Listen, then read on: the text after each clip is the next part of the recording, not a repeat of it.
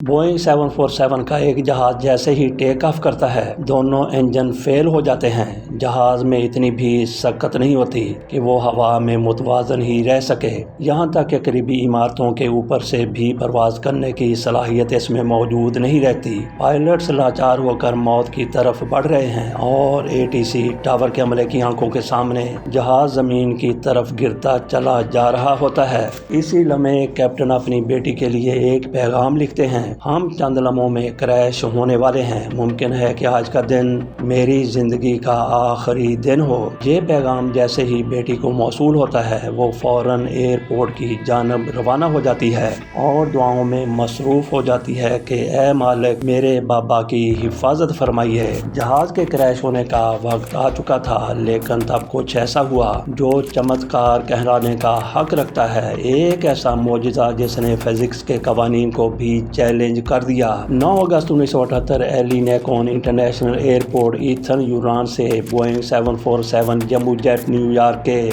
International airport की जानब रवाना होने वाला था। फ्लाइट 411 को ओलंपिक्स एयरवेज ऑपरेट कर रहा था। इस तवील सफर के लिए तकरीबन 418 अफराद सवार थे, जिनमें 400 मुसाफिर और 18 क्रू मेंबर शामिल थे। ईथन से न्यूयॉर्क का फासला तकरीबन 7,950 किलोमीटर है, जिसे तय करने के लिए जहाज में 1,27,600 किलोग्राम यानी 140 टन फ्यूल भरा हुआ था। ये फिर एक दफ़ा मुलाहिजा कर लीजिए कि फ्यूल उसमें था 140 टन और एक टन में 25 मन होते हैं। इस सफ़र की मुतवक्को मुद्दत 11 से 12 घंटे थी। एयरपोर्ट के जुग्राफियाई हालात समझना भी ज़रूरी है। ईथन्स का ये एयरपोर्ट 3 अतराफ से पहाड़ों में घिरा हुआ है, जबकि एक समंदर है। पहाड़ और समंदर की वजह से यहाँ दर्जा हरारत में शदीद उतार चढ़ाव होता है। बाज़ औक़ात शहर का दर्जा हरारत 43 डिग्री जबकि साहिली इलाकों का दर्जा हरारत 33 डिग्री सेंटीग्रेड होता है। परवाज और आगाज़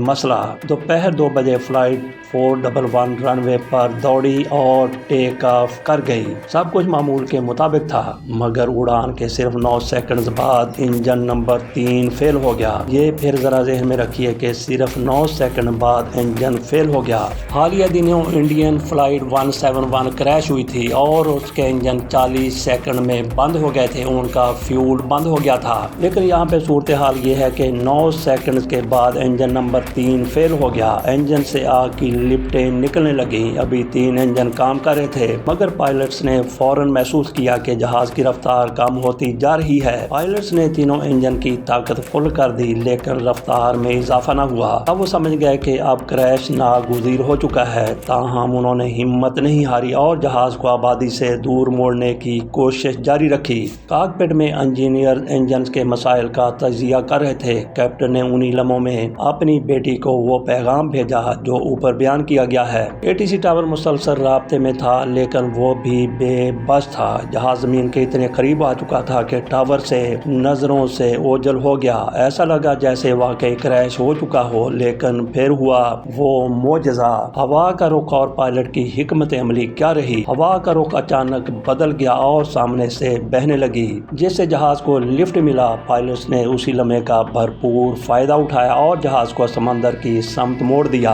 रास्ते में 1,500 फुट बुलंद पहाड़ भी था, मगर पायलट्स ने नोज को नीचे करके जहाज की रफ्तार बढ़ाई, फिर उसे ऊपर करके लिफ्ट पैदा की। ये तकनीक कई बार दोहराते हुए वो समंदर तक पहुंचने में कामयाब हो गए। फ्यूल डंपिंग, वजन कम, उम्मीद बढ़ गई। पायलट्स ने फौरी तौर पर फ्यूल डंपिंग शुरू कर दी ताकि जहाज का वजन कम किया जा सके। जहाज जितना हल्का हुआ, इतनी ही उसकी कारकर्दगी बेहतर होती गई। तब जहाज ने कंट्रोल हासिल कर लिया तो पायलट्स ने एयरपोर्ट वापस लौटने का फैसला किया और कामयाबी से जहाज को लैंड करवा दिया। फ्यूल डंपिंग का मतलब यह है कि उन्होंने अपना फ्यूल जहाज से गिरा दिया। दूसरा मौजज़ा, इससे भी ज्यादा हैरानी की बात यह थी कि शाम को वही कैप्टन दोबारा इसी जहाज को लेकर उड़े और अपनी मामूल की ड्यूटी अंजाम दी। बेटी की दुआ रंग ले आई और तमाम 418 अफराद महफूज रहे। तहकीकात क्यों नहीं हुई? ये बहुत बड़ा हादसा होने वाला था, लेकिन तहकीकात नहीं हुई। ये बहुत हैरान कुन है। इतने बड़े वाक़े के बावजूद इसकी कोई ऑफिशियल तहकीक नहीं की गई, क्योंकि जानी नुकसान नहीं हुआ था। इसलिए हुकूमत ने महंगी और तवील तहकीकात से गुरेज किया। बाद में जब جب بوئنگ نے بلیک باکس ڈاٹا کا تجزیہ کیا تب جا کر دنیا کو اس واقعے کا پتہ چلا۔ بوئنگ نے فلائٹ سیمولیشن کے ذریعے 100 سے زائد بار وہی حالات دہرانے کی کوشش کی لیکن ہر بار جہاز کریش کر گیا۔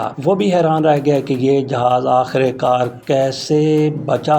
بعد ازاں جو تفصیلات سامنے آئیں وہ کچھ یوں تھیں: جہاز کا وزن زیادہ تھا، زیادہ سے زیادہ ٹیک آف وزن کے صرف 3000 کلو گرام کم، انجن نمبر 2 اور 3 زیر مرمت تھے اور 100% پاور فراہم نہیں کر سکتے تھے۔ ایک کریو ممبر نے غلطی سے وائر انجیکٹر آف کر دیا جس سے انجن زیادہ گرم ہو گئے اور کارکردگی مزید گر گئی۔ پرانی ٹیکنالوجی کے مطابق واٹر انجیکٹر سسٹم انجن کے کور کو ٹھنڈا رکھتا تھا تاکہ زیادہ پاور حاصل کی جا سکے۔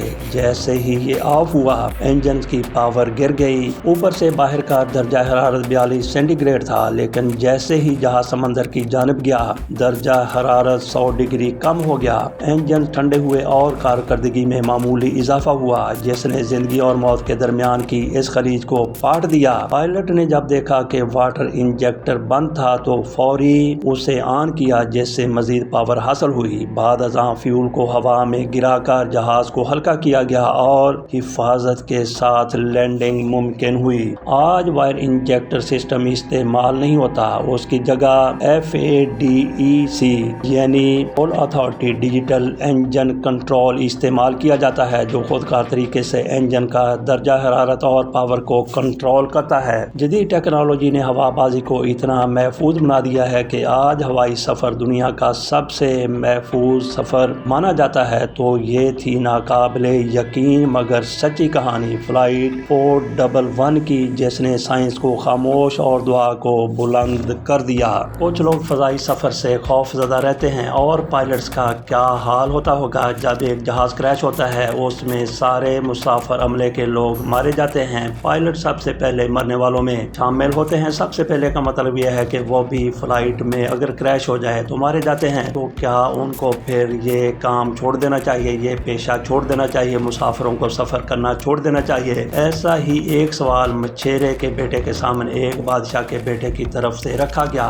دونوں کی دوستی تھی، وہ محل میں بادشاہ کے بیٹے سے ملنے کے لیے آیا کرتا تھا، اسی طرح سے بادشاہ کا بیٹا بھی اس سے ملنے کے لیے چلا جایا کرتا تھا۔ ایک دن مچھیرے کے بیٹے نے کہا کہ اس کا باپ مر گیا ہے۔ اس نے پوچھا کہ کیسے مرا ہے؟ اس نے کہا کہ کشتی رانی میں مچھلیاں پکڑنے کے لیے گیا ہوا تھا، کشتی ڈوب گئی، میرا باپ مر گیا۔ بادشاہ کے بیٹے نے کہا کہ تم وہ کام کرو گے؟ اس نے کہا جی بالکل، میں ان کی جگہ پر کام کروں گا۔ اس نے کہا مرنے سے ڈرتے نہیں ہو، یہ کام چھوڑ دو۔ بادشاہ کے بیٹے نے کہا کہ تیرا باپ مر گیا، تیرا دادا کیسے مرا تھا؟ اس نے کہا وہ بھی اسی طرح سے مرا تھا۔ اور اس کا باپ کیسے مرا تھا؟ اس نے کہا کہ میرا باپ اسی طرح مرا، میرا دادا اسی طرح مرا، میرے دادے کا باپ بھی اسی طرح مچھلیاں پکڑتے ہوئے مرا تھا۔ تو بادشاہ کے بیٹے کی طرف سے کہا گیا کہ یہ کام چھوڑ دو جس میں موت ہی موت ہے، تیرا باپ مر گیا، تیرا دادا مر گیا، تیرے دادے کا باپ مر گیا۔ تو اس کی طرف سے مچھیرے کی طرف سے کہا گیا کہ جناب آپ کا باپ کہاں کیسے فوت ہوا؟ انہوں نے کہا کہ میرا باپ اسی محل میں فوت ہوا تھا۔ مچھیرے کی طرف سے کہا گیا کہ آپ کا دادا،